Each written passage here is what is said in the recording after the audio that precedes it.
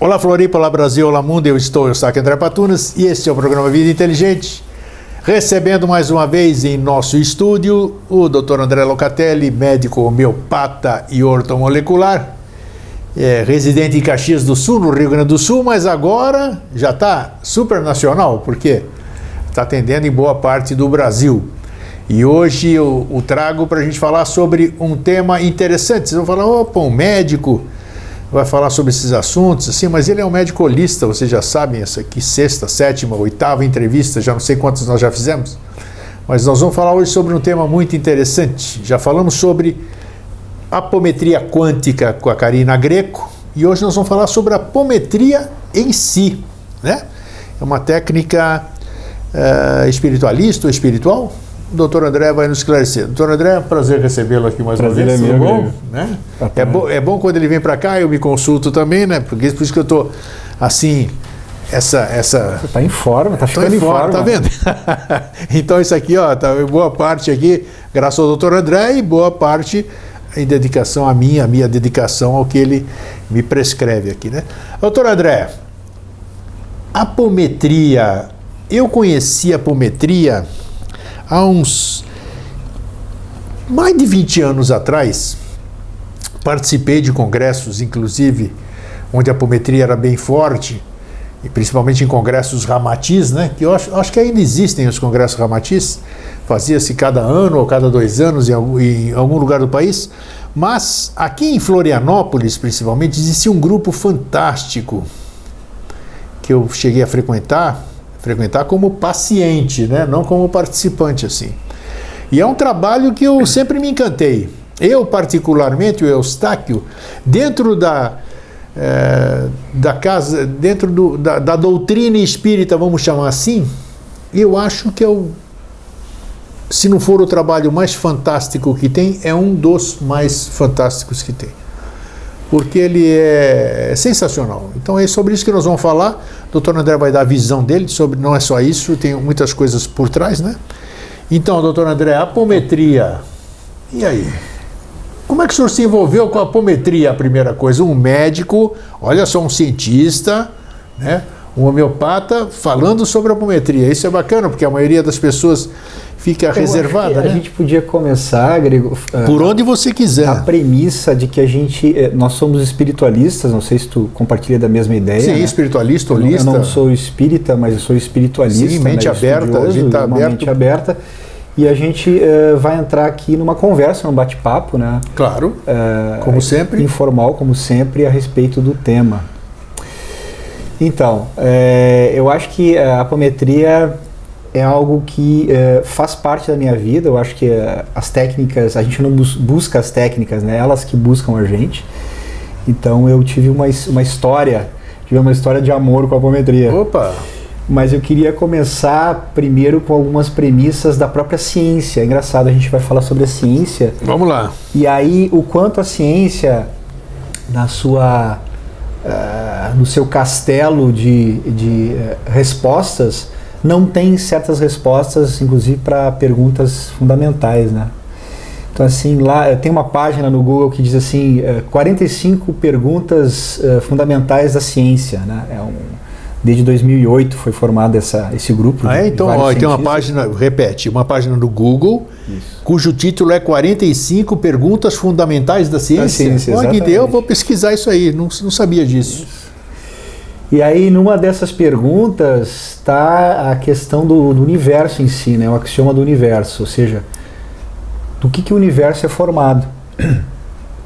Tá? Então, a ciência tenta responder isso.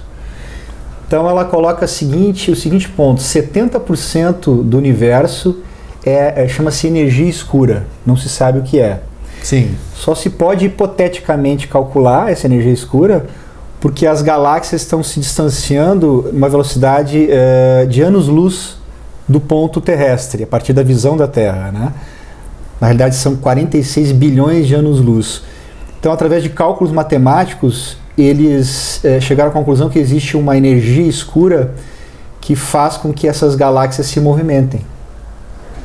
Então eles chegaram à conclusão que existe algo que não é visível, que é invisível, e que movimenta essas galáxias a essa velocidade.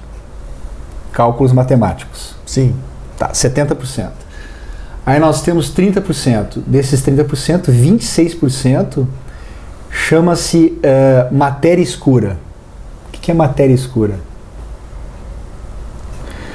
São átomos que não refletem luz, ou seja, eles são considerados átomos, mas não são átomos, porque eles não refletem luz, não absorvem luz, não emitem luz, mas eles estão presentes. Tá? 26% é matéria escura. Sim. 4% seria a matéria, digamos, visível, sendo que 3,9% dessa matéria visível é matéria invisível estelar. Tá? É matéria em formação estelar. Tá? E 1% são átomos, é matéria atômica que somos nós, 1% de todo o universo, que inclui os nossos corpos físicos. Tá?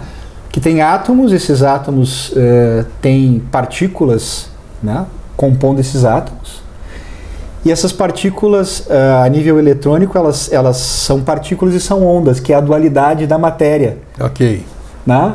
Então, o elétron pode ser encontrado como onda e como partícula, às vezes ao mesmo tempo.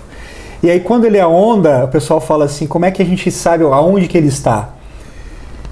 Aí tem uma sigla chamada WIMP, que é uma sigla, que fala assim que essas partículas podem estar em todos os universos interdimensionais possíveis de serem calculados. Aí o cientista fala assim, fique quieto e calcule. Ou seja, a ciência diz que a matéria é praticamente invisível. Ela é quase nada no nosso universo. Sendo que esse 0,1% da matéria visível, nós temos 2 trilhões de galáxias da matéria visível. É um número estúpido. E uns 700 galáxias, olha só. 700 sextilhões de estrelas espalhadas pelo universo. Isso dessa matéria que compõe 0,1% que é visível. Ou seja, a gente não calcula a grandiosidade do que é invisível. Sem dúvida, né? claro, é algo fantástico, enorme. Trazendo para o nosso universo físico, o que a gente chama de átomo, o que a gente chama de corpo físico, é esse 0,1% de todo o universo. Tá? Então, quando a gente fala dos neurotransmissores, do cérebro, então a gente está falando do aparelho, que é esse 0,1%. O resto, que a gente, os pensamentos, as emoções, os arquétipos, eles representam, digamos assim, a matéria escura e a energia escura de todo esse processo que a gente desconhece. Quanto falta a gente descobrir, né? Quanto falta não é a ousadia do ser humano querer saber das coisas, né? Porque é muita coisa. A gente não é nada. Etapas. Não é que não sejamos nada. A gente faz parte do todo, né? Mas até a gente ter essa consciência disso tudo, nossa, tem muito que caminhar ainda. Estamos caminhando. Claro que estamos aí. Não sei que estágio que nós estamos, mas estamos aí. Vamos lá, vamos continuar. Dentro disso, Grego, a gente pode colocar que aquilo que a gente conceitua como alma, né? E que não pode ser comprovado. Sim. Tá? Faz parte dessa energia escura ou matéria escura que está sendo descoberta pelo ser humano, né? Se a gente dividir o ser humano no setenário, que a gente chama o setenário divino, a parte mais essencial que movimenta todas as pessoas é o amor. Né? As pessoas fazem tudo por esse amor que algumas pessoas já sentiram de uma forma mais profunda ou não através das experiências que tiveram. Né? Então, assim, vou aproveitar, sem cortar o seu raciocínio ou cortando assim. Vamos falar de amor aqui, já que está dentro do esquema aqui. Esse amor que eu acho que a gente não tem condição de definir, porque amor se expressa, se sente. Não adianta a gente verbalizar uma coisa que a gente sente, né? Não seria algo inerente ao ser humano? Seria algo que está no... Eu já vou partir direto então para aquele ponto, tu pegou um fio bom, porque assim, vamos considerar assim a alma, o nosso corpo físico, a alma como intermediário e algo que está além da alma, ou seja, além dos nossos pensamentos, os mais sublimes ou os mais horrendos, não interessa, tá? e que a gente toca de vez em quando através dos nossos sentimentos. O tolo, aquele que não sabe nada, que é ignorante e não quer saber de nada, ele não percebe nem que ele tem uma alma, ou seja, ele vive por viver. Isso mesmo. Né? Não se interessa pelas questões fundamentais do universo, não tem nenhuma questão filosófica que permeia a mente dele, enfim, ele está vivendo por viver. No meio disso tem uma camada de pessoas e de seres que têm essa preocupação, ou seja, que estão perdidos, que estão confusos, que estão enredados no pensamento. Aí nós pegamos todos os filósofos, né, que já questionaram desde Platão até Kierkegaard e Kant e todos os outros, sim, que questionaram a questão da alma humana e a validação dessa alma humana, né, se ela existe ou não. Além disso, existem alguns místicos que foram, digamos assim, batizados, que foram grandes eruditos e que se deram conta de que toda essa erudição é somente um passo para algo maior. Tá? Então, a gente pode dar o exemplo de Paulo de Tarso, que ele era um erudito hebreu, ou seja, ele tinha um grande conhecimento, inclusive da Cabala, de toda a herança judaica, tá, e depois ele teve uma conversão ao cristianismo. Ao cristianismo, né? Mas através de uma visão pessoal dele. Ele teve uma visão, ou seja, ele teve uma experiência. E aí ele seguiu nessa direção. Não que ele tenha abandonado tudo que ele sabia, mas ele foi um passo além, né? Ele foi para o que a gente conceitua como ser crístico dele mesmo, né? E que a gente poderia fazer um paralelo a esse amor que a gente estava falando, né? Tem o poeta Rumi, que é o poeta... gosto muito dele. Muito do Afeganistão, né? Aquele que nasceu mais ou menos 30 de setembro de 1207, que ele escreveu muita coisa, ele era um erudito famoso e de repente ele teve uma experiência mística, ele encontrou um ser que encaminhou ele para algo maior do que toda aquela erudição que ele tinha. E ele começa a ter uma noção de que as palavras em si não poderiam expressar aquilo que ele sentia, então ele queria abandonar. Tem uma passagem que ele fala que ele trabalhava com as palavras e ele vendia as palavras. Agora ele queria encontrar um mercador que afastasse ele completamente das palavras e que ele nunca mais pudesse expressar senão através do sentimento. Então, vários seres já manifestaram essa questão, né, dentro de si e escreveram ou tentaram expressar em palavras. Agora eu entro com a apometria. Então, a apometria em si é uma técnica, tá, que foi canalizada, eu vou usar essa palavra, uma questão, uma terminologia espírita, por um médico, o José Lacerda de Azevedo. José Lacerda de Azevedo. Isso. Nasceu em Porto Alegre e viveu toda a sua vida em Porto Alegre, e que nada mais é do que o dar-se conta de que existem corpos que podem ser desdobrados. Tá? O teu corpo astral pode ser desdobrado através de contagens. Ele utilizava dentro disso também geometrias sagradas para encapsular alguns espíritos, porque ele, através da visão, ele via que alguns espíritos eram contidos dentro de formas como pirâmides, por exemplo.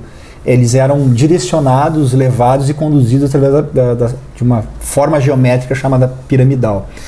Então eu estou falando tudo isso porque tudo isso faz parte da média. A apometria é algo que vai além da medida, mas ainda é métrica. E se ainda é métrica, ainda está no caminho da alma, ainda não está naquilo que a gente estava tentando falar antes, que não dá para expressar em palavras. Sim. Então, isso foi feito com técnicas, né? Foi confeccionado por técnicas e que são técnicas milenares, são técnicas antigas, né? Técnicas antigas? São técnicas antigas. Assim, no Egito já se tem alguns escritos falando sobre a apometria, né, e descrevendo mais ou menos essa técnica, até porque as pirâmides, como cronomonitores do todo da Terra em si, eles são como relógios e controladores do tempo e do espaço a nível terreno, né, e condutores de energia, inclusive. Esse doutor aí, como é que é o nome dele? O fundador da... O Lacerda de Azevedo. O Lacerda de Azevedo era um médium, digamos assim? Sim, era um médium. E você sabe como é que aconteceu esse processo com ele? Ele teve uma visão? Como é que foi esse? Então, na realidade, o histórico foi assim. A dona Yolanda, que era a esposa dele, também médium, ele estava, digamos, maturando essas ideias relacionadas ao desdobramento. Aí ele desdobrou a mulher dele para uma casa no astral, digamos assim. Tá, né? vamos chamar assim. E ela recebeu algumas instruções dizendo que o Lacerda estava no caminho certo. Aí ela volta e ele, com o relato dela, a respeito de algumas questões que foram passadas para ela nessa casa, deu o aval para que... sim, a chave que ele precisava. Tá. Inclusive, então, a apometria tem algumas leis específicas que regem essa apometria, né? Então, tem leis do desdobramento, a lei de acoplamento do espírito em outros locais, em outros lugares, né, que não aqui. E a apometria que a gente gosta, que a gente pratica, de uma certa forma, é aquela ligada à ancestralidade, ou seja, ligada às questões teosóficas. Apometria, ancestralidade e questões teosóficas. Opa, vamos lá. Como você faz essa ligação? Vamos ver. Porque na realidade, Grego, se a gente for entender tudo que já foi feito aqui nos teus 800 programas que tu já gravou? Quase 800. Mosaicos do Novo Ciclo foram quantos? 271. 271. Então, Mosaicos do Novo Ciclo, 271 programas, fala um pouquinho da questão teosófica. Foi abordado várias questões sobre a teosofia. Então, a teosofia mostra uma história da humanidade que algumas pessoas não aceitam e alguns historiadores não aceitam, né? Como a certeza que existiu a Lemúria, como a certeza que existiu a Atlântida, e como a certeza que existiu a queda Atlante, e toda essa semente, digamos assim, da humanidade, dos grandes iniciados, que foi espalhado depois, através dos Manus, enfim, sim, de toda essa questão que depois desemboca na eubiose, que a gente faz parte. A apometria que eu pratico é a gente entender os nossos primeiros erros, ou seja, esses erros ancestrais, e curar na origem. Como se diz assim... Peraí, a parte de novo. Erros ancestrais. Que erros seriam esses? Como erros ancestrais? A gente não pode ir direto nesse ponto, né? Tá. A gente vai ter que deambular... Não, sim, porque quando você fala isso, por isso que eu fiz essa parte, para provocar exatamente isso. Me veio na cabeça imediatamente assim, pecado original. Então, você fala de erro, então é como se a gente já nascesse com um erro. Somos portadores de um erro. Assim como as doutrinas religiosas, elas nos incutem um pecado. Pô, eu sempre falei, eu não fiz nada, rapaz. Eu nasci lá numa boa, meu pai e minha mãe fizeram amor. Eu nasci, eu não tenho pecado nenhum, rapaz. Eu nasci, né? Como é que eu posso vir com uma culpa se eu não fiz nada? Então, quando você fala sobre esse erro, não precisa se aprofundar, mas que erros seriam esses, vamos dizer, que a gente tem que dar uma lapidada? Porque, assim, para existir formas, né, como a divindade é sem formas, para existir formas, essas formas, existem leis para que essas formas aconteçam. Tá. Tanto no plano sutil quanto no plano terrestre. Tá. Então, para mim gerar um corpo físico, para tu gerar um corpo físico, para mim vir como corpo físico, tem que haver um erro, porque isso aqui já é a sombra da sombra, ou seja, corpo físico é uma coisa rara no universo, então já é a sombra da sombra da sombra. Tá, sim, mas faz parte do processo, né?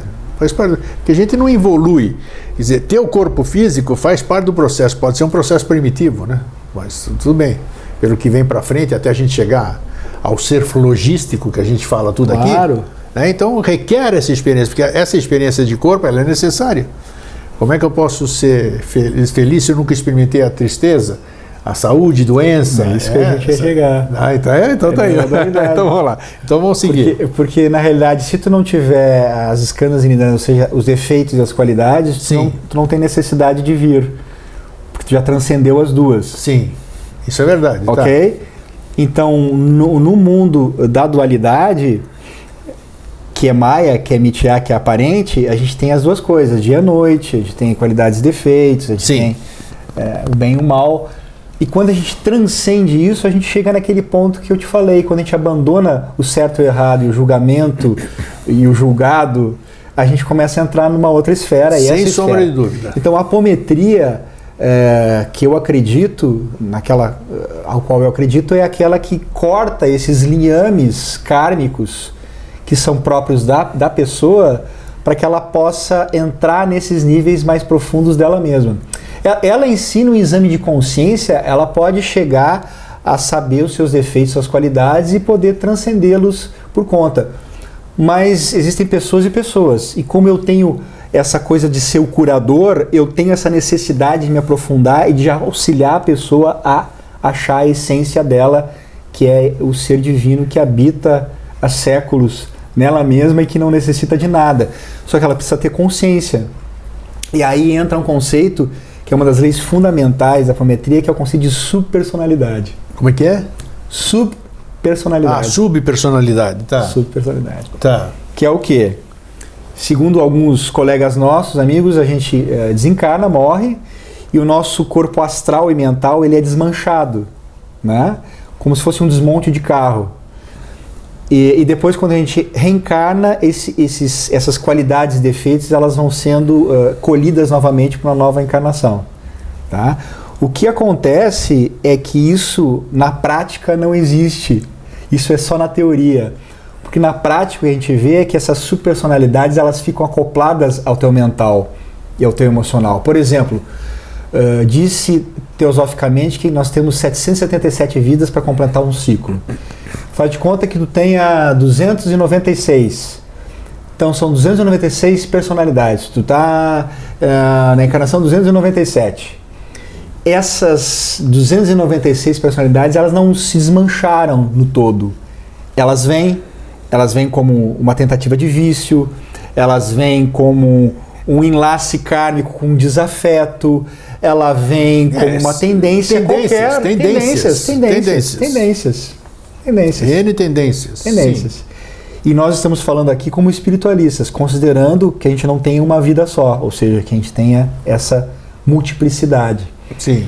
Então, o tratamento das subpersonalidades é fundamental para a cura do indivíduo. Não se tem aquela noção que a gente é mais do que um, nós somos vários dentro de nós? Tem gente que tem mais personalidade, Sim. mais noção dessas personalidades, tem gente que tem mais menos. percepção, assim, Mais disso. percepção. Então, de uma certa forma, essas subpersonalidades, a tendência delas é se repetir nos vícios, nos erros ou nos acertos. Porque a gente tem, às vezes, subpersonalidades boas, inclusive de padres, que nós fomos, eu posso ter sido, também pode ter sido, que insistem em dogmas antigos, onde foi inculcado esses dogmas em uma outra existência. E a gente fica também vinculado a essa egrégora, digamos assim, dos pastores e dos padres e da... Considerando o campo das hipóteses, vamos dizer, eu acho que é perfeitamente factível, porque nós temos uma herança genética. Herança genética é inquestionável, porque nós somos frutos dos nossos antepassados. Né? Nós não nascemos... De toda a humanidade. Exato, claro que sim. Então nós temos isso tudo realmente latente aqui, né? Então, essa questão de já devemos ter sido de tudo, ou ter sido de tudo, não. Se a gente não foi de tudo, mas pelo menos nós temos registros de memória, de tendências de todos aqueles que nos antecederam. Né? Então, é isso que a nossa bagagem é muito boa. É tranqueira com coisa boa, vem tudo junto. É o que você está acabando de dizer, né? Exato. E a apometria que eu experimentei, que você vai estar falando, vai continuar falando, eu sempre considerei como uma grande máquina de lavar. Eles te botam lá dentro e aí sai tudo quanto é coisa. Não, é bacana, você sai zero bala. Quando o trabalho é bem feito, bem realizado, você se sente uma outra pessoa, um outro ser.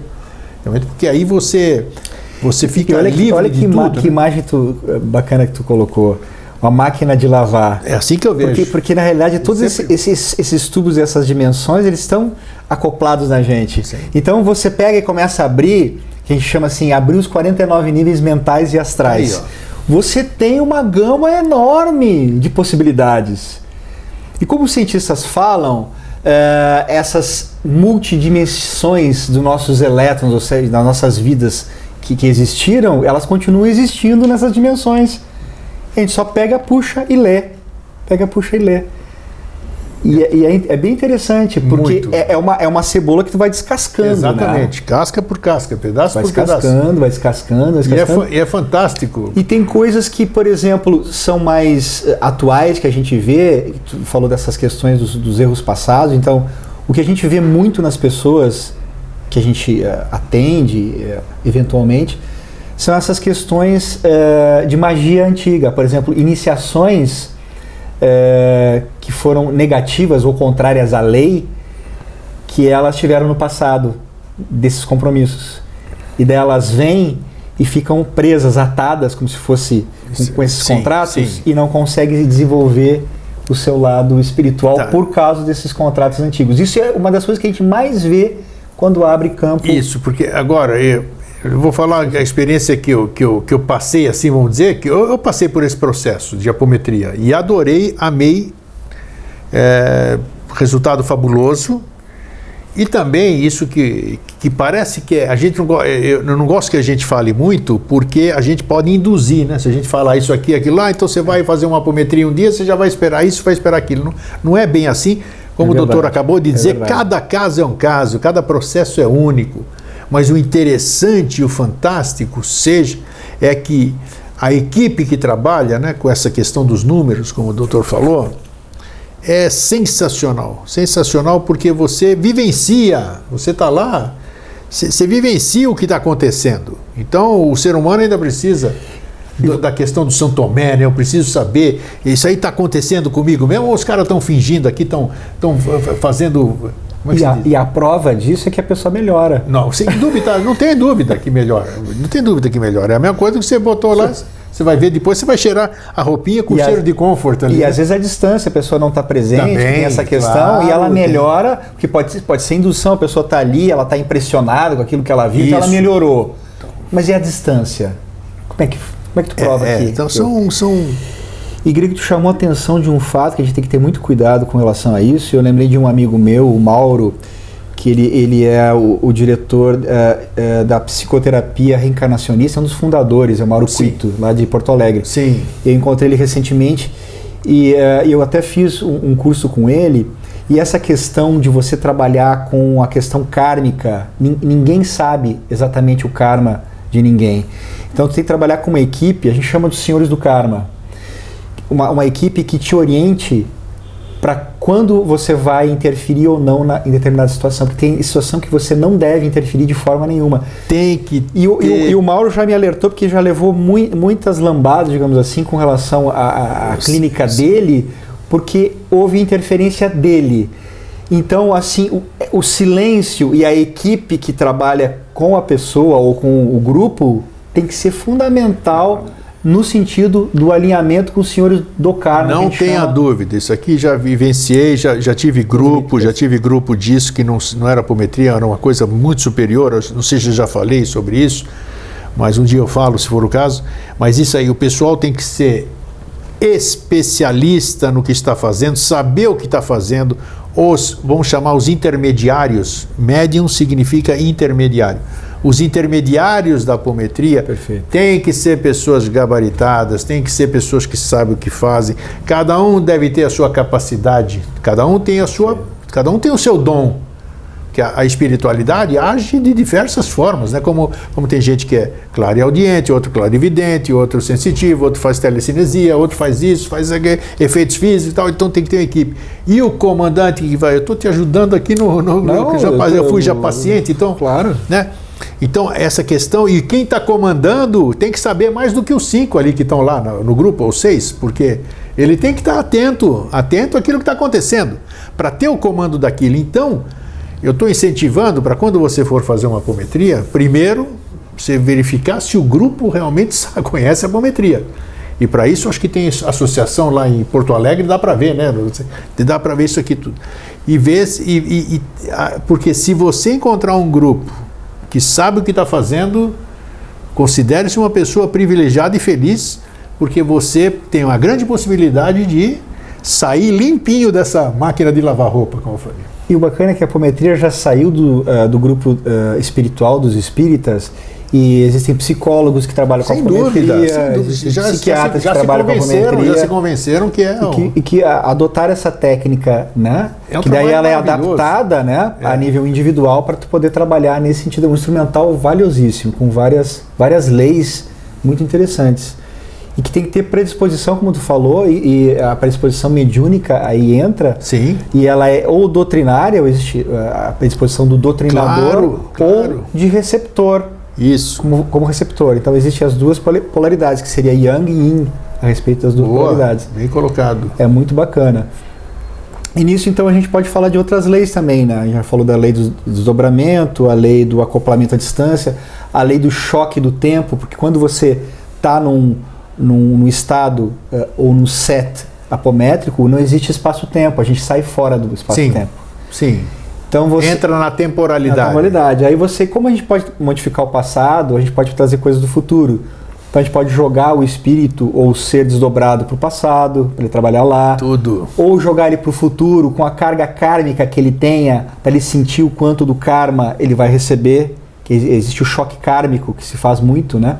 Então se mostra no espelho imaginário a aparência da pessoa e joga ela no futuro para ver que aparência que ela vai ter. Então se ela continuar no mal ou nas atitudes maléficas, ela vai ter uma aparência de acordo com aquele karma que ela está atuando em cima, né? E ele vai ficar mais concentrado, esse karma, e vai aparecer no espelho frente ao espírito em si. E funciona de uma forma muito bacana, até de uma forma corretiva. Então, essa é apenas uma das leis que a gente... Que outras tem? Então, tem as questões do passado, do futuro, já falei, né? Dissociação temporal, já falei também. Tem a questão dos templos e das missões socorristas. Sempre, quando se monta o cenário, tem que ter um hospital socorrista com enfermeiros que vão levar. Sempre tem doentes, acidentados, tem de tudo, mas só como tem na face da Terra. Sim. E os templos, você trabalhar com um templo, pode ser do Egito ou que tu tenha afinidade, que vai dar sustentação, tá, para recolhimento e para uma sala chamada sala reencarnatória, que tem seres que estão perdidos, que precisam uma orientação, um tempo para voltarem ao processo de encarnação. E é muito bacana, a gente atende muito e sente muito isso. Mulheres que praticam, e homens também que já foram mulheres que praticaram abortos no passado, vêm as crianças para serem tratadas. Sim. E elas têm que ser batizadas, existe um batismo dessas crianças, e depois encaminhadas para uma nova encarnação, ou um processo, uma sala, ou um processo onde elas vão voltar a encadernar, digamos assim. Olha, esse tipo, isso que o doutor André está falando, isso aí pode parecer hoje no meu... Quer dizer, quem me acompanha todos esses anos aqui sabe que hoje eu estou bem cético, né, em muitas coisas. Eu sou o Tomé hoje.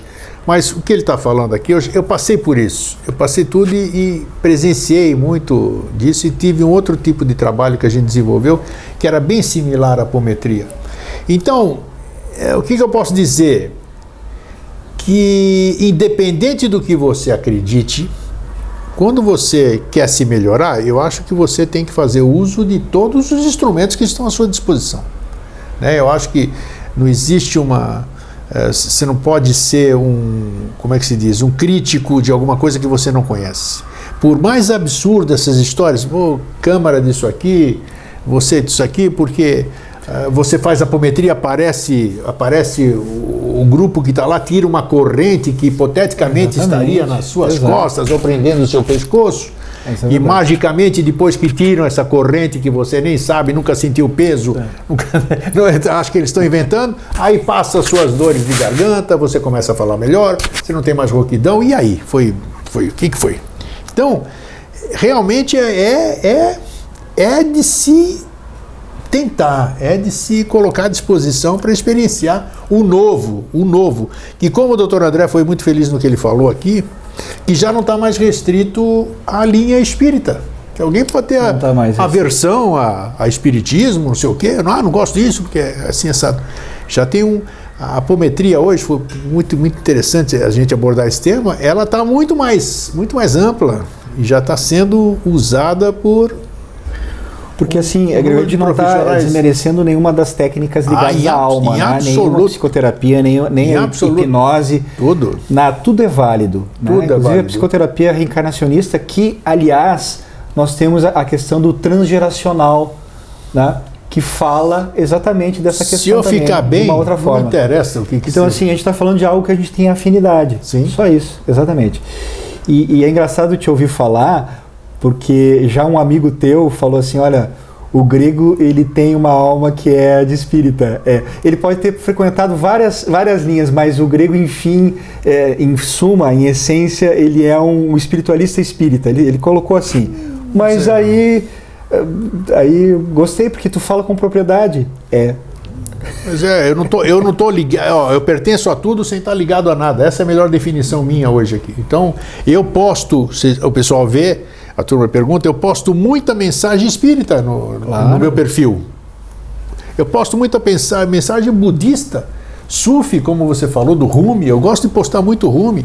Onde tem coisa boa, onde tem coisa profunda, eu não quero saber qual é a embalagem. Não quero saber qual é a embalagem. Me interessa o conteúdo.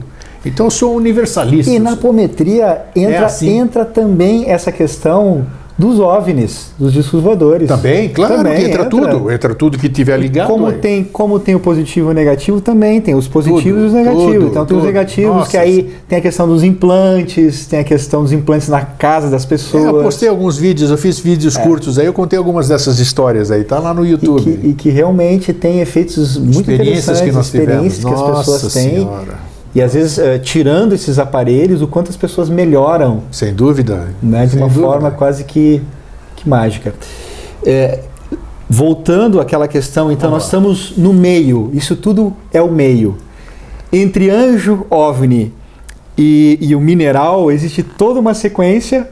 Mineral, vegetal, animal, hominal, o angélico, os OVNIs, etc. Então, nós temos aí o meio. Isso é o meio. Além disso, existe a divindade. Tudo que toma forma é passível de mudança, é passível de transformação. E isso, quem trabalha com a alma e na ajuda do ser humano, é isso que a gente busca. Esse meio, ele é passível de transmutar, né, o chumbo em ouro, né, um problema, uma dificuldade, uma dor em uma libertação. E tudo aquilo que a gente vê no outro, mesmo num set de apometria, a gente está vendo na gente mesmo. Ou seja, se a gente não tivesse aquele defeito, a gente não veria no outro. Sem dúvida, claro. Então, se eu estou vendo aquele processo de magia antiga, ou se eu vejo aquele processo de desvios da sexualidade, existe muito isso. Ou seja, não, o sexo em si não tem nada, ele é neutro. Mas o uso que se fez disso a nível de magia levou a muitos desequilíbrios. Dizem que o passado foi um horror, né? Dizem. Eu não lembro de nada, não sei se estive, se não estive, mas dizem que foi um horror. O que se vê hoje, a turma critica tudo, essa promiscuidade, tudo, diz que é fichinha perante o que foi no passado. Então, isso aqui é só limpeza, são coisas que estão vindo para... Pode ser que sejam as tendências do passado, inclusive. As tendências do passado. Então, agora, como é que a apometria entrou na sua vida, assim, como a ponto de você estar aqui falando nisso, né, na qualidade de médico? Na verdade, a gente não abriu, e eu acho que fazia parte de um cronograma, que não é um cronograma que é racional, mas assim, primeiro tratar muito de assuntos do físico, né, através da ortomolecular em si, da homeopatia. Sim, a gente precisava esclarecer uma série de coisas que ninguém nunca tinha mexido. E agora esse abriu para a gente poder falar um pouquinho da alma e do instrumental que a gente tem para trabalhar com a alma. Que faz parte da cura do ser humano, né? Faz parte da cura. Então, assim, na realidade, a apometria chegou assim, eu fui tratar de um paciente, o paciente, ele era espírita e trabalhava com apometria, e ele me convidou para fazer trilha. André, tu não quer fazer trilha, fazer parte do grupo, mas eu não entendia nada de apometria. Aí eu entrei nesse grupo para fazer algumas trilhas e nos intervalos das trilhas se faziam trabalhos e de cura, etc. Eu fui entrando de carona nesse grupo, depois eu comecei a estudar, isso foi faz uns 15 anos mais ou menos. Então você participou de grupos de apometria, sim, e viu o que acontece? E depois eu fiz uma formação numa casa espírita do Dr. Dorival Ventura Ramos. Ele é um médico oftalmologista, amigo meu, que me convidou para trabalhar no sábado, porque ele não podia, no sábado ele tinha outras atividades na rádio, ele tinha um programa espírita, e falou: André, cuida lá do meu grupo no sábado, lá na casa que eu fundei, é uma casa que ele fundou, uma casa espírita. Eu falei: vou lá. Aí eu fiquei 1 dia, 2 dias, 3 dias, me entregou o grupo, eu fiquei 1 ano, 1 ano e meio, 2 anos, Sério? 2 anos e meio. Então você trabalhou efetivamente, trabalhou com um grupo de apometria? Trabalhei, sim. Olha, é uma responsabilidade muito grande ali, porque... É verdade. Porque nós interrompemos um trabalho, já disse isso aqui, porque chegou num ponto onde começaram a acontecer coisas que a gente não tinha mais domínio, a gente não sabia como lidar com aquilo. Então, não sabendo como ligar, é melhor a gente parar. Segurança nossa e de quem a gente está tratando também. Com certeza. Então, é uma responsabilidade muito grande. Então, puxa, parabéns, porque lidar... Tem que ter, está lidando com pessoas, com vida de pessoas. Ninguém vai ninguém vai no médico porque o médico é bonitinho ou para gastar dinheiro com a consulta. Ele só vai lá porque precisa. Então a responsabilidade do profissional que vai te atender é enorme, né? Com certeza. Em todas as profissões, todos os setores. E eu fico tranquilo e seguro com essa técnica, porque foi criada por um médico, né? Quem me convidou para participar dessa... Médico foi também, um médico, né? Também, oftalmologista, então eu me sinto em casa, me sinto bem fazendo e participando. E particularmente, você além de comandar, vamos dizer, você participou, você sentou como paciente da apometria? Paciente, claro. E como é que foi sua experiência? Como é que foi sua experiência? Porque todos nós temos a nossa sombra, né, Sim. Grego? Isso foi é normal. Boa a sua experiência? Sentiu a sua melhora? Foi muito interessante, foi muito catártica, assim, muita coisa veio à tona. Sim. Muita coisa eu não soube lidar na época também. Claro, teve processos que eu disse, você tem que estar preparado para não sei lidar com isso, vamos dar um stop aí, eu vou retomar em outra instância, conseguir fazer isso. Porque nós somos um grande mistério, na realidade, né? Grande mistério. E tem coisas realmente que a gente nem está preparado mesmo para saber, né? Para ver. Então é um trabalho fantástico. E eu acho que a expansão de consciência, quando a gente vai amadurecendo, a gente vai conseguindo entender cada vez melhor. Então hoje eu entendo melhor a apometria agora do que eu entendi há 10, 15 anos atrás, onde eu estava começando. É outro nível de consciência, cresce, outro entendimento. De uma outra forma. E no que ela... Já que você está acompanhando, quanto tempo você tem de apometria, digamos assim? Quanto tempo você está envolvido com a apometria? Foram partes interrompidas. Sim, né? Não importa, mas desde quanto tempo? Desde 2004. Tá, são 14 anos então. Você tem visto algum progresso, se é que existe um progresso, esse seu amigo médico fundador, o fundador não era seu amigo, né?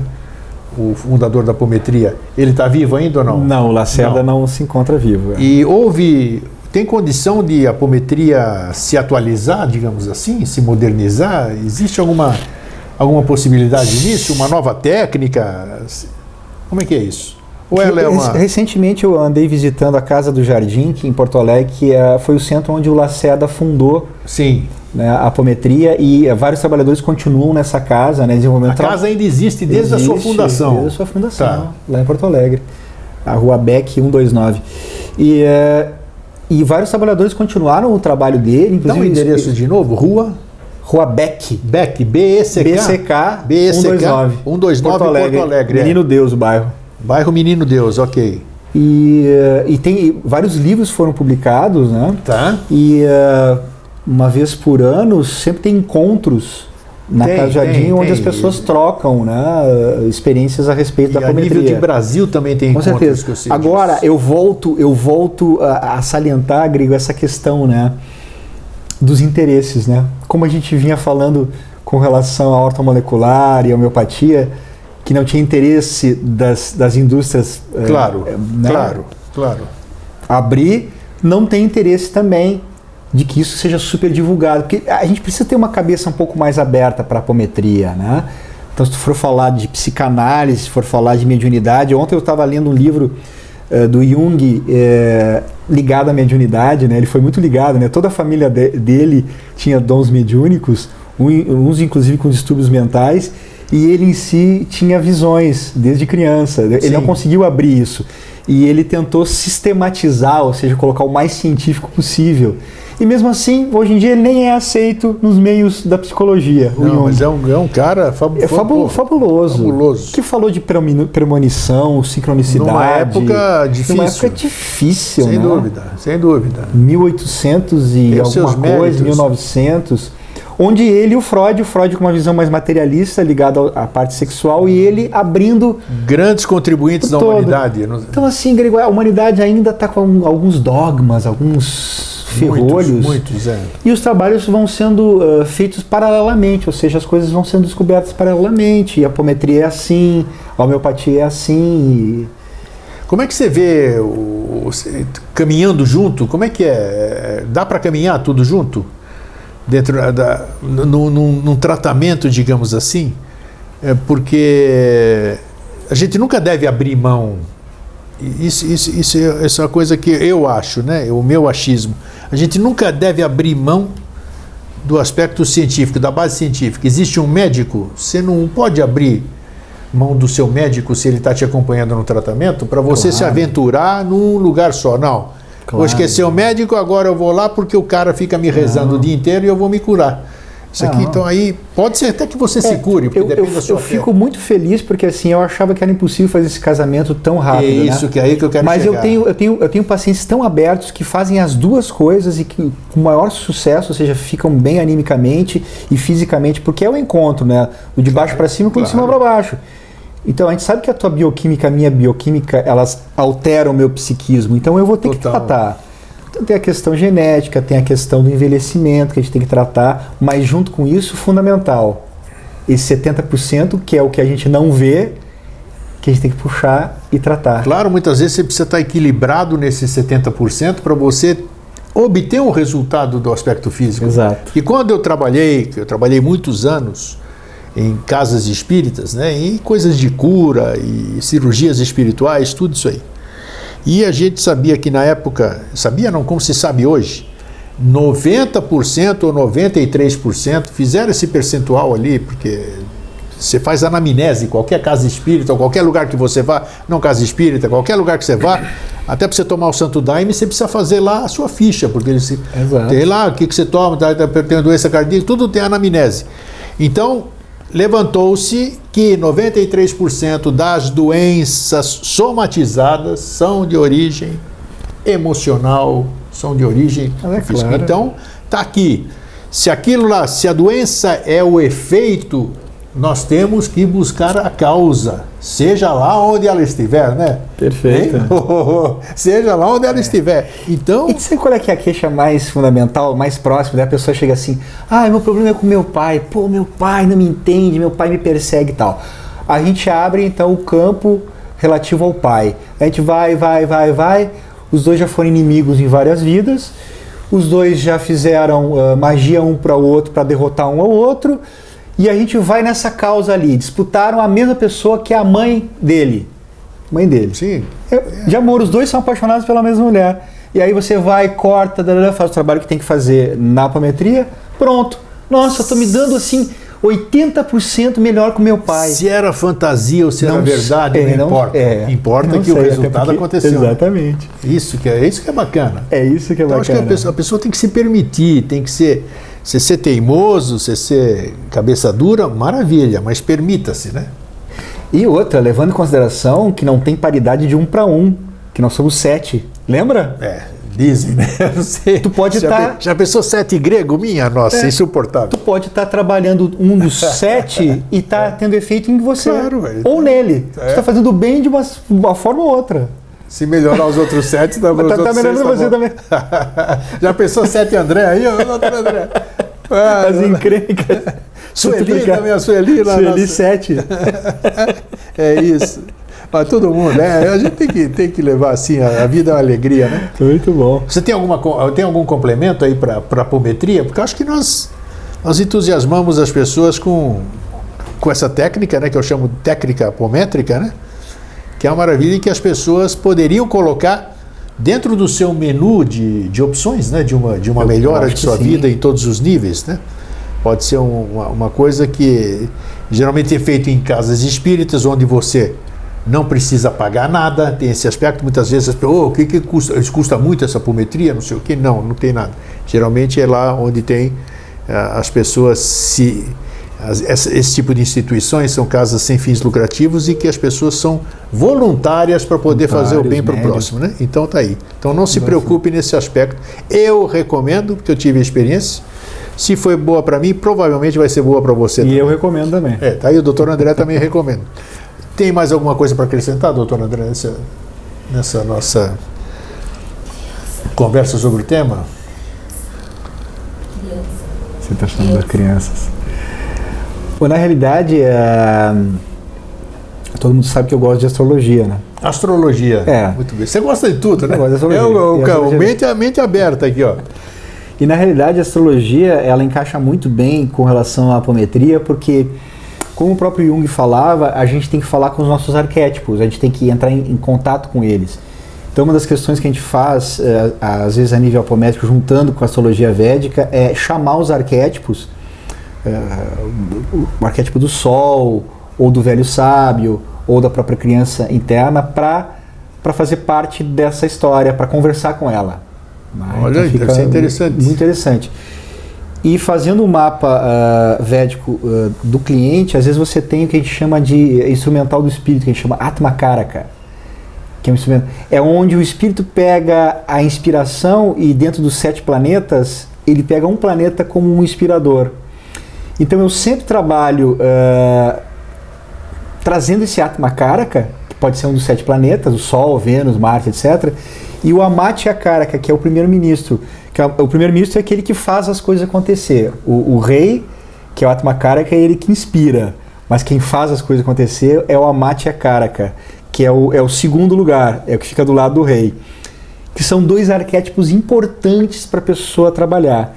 Então a pessoa assim, mas eu estou sem emprego, não sei o que. Aí você vai trabalhar o Atma Karaka, que ele é o arquétipo do planeta que faz as coisas acontecerem na vida dele. Às vezes ele está enterrado por alguma questão do passado, da linha do passado dele. Tá.